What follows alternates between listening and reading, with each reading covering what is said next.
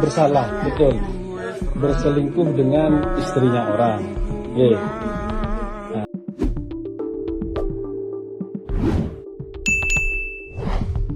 Istri kepergok selingkuh, suami malah suruh pria selingkuhan menikahi istrinya. Seorang suami sah bernama Mas E menunjukkan sikap tenang saat menghadapi perselingkuhan istrinya.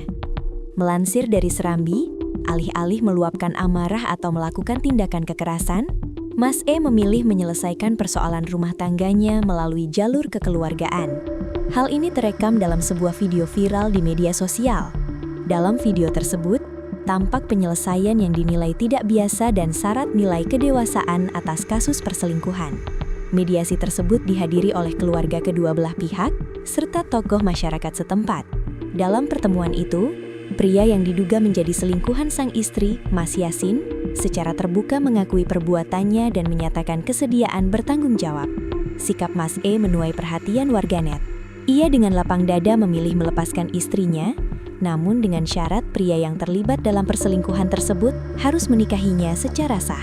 Keputusan itu diambil guna menghindari konflik berkepanjangan dan memastikan adanya tanggung jawab moral di kemudian hari. Pihak keluarga turut menyaksikan proses kesepakatan tersebut sebagai bentuk komitmen bersama agar tidak menimbulkan permasalahan baru di masa mendatang. Banyak netizen memberikan apresiasi terhadap sikap Mas E yang dinilai dewasa dan penuh pertimbangan.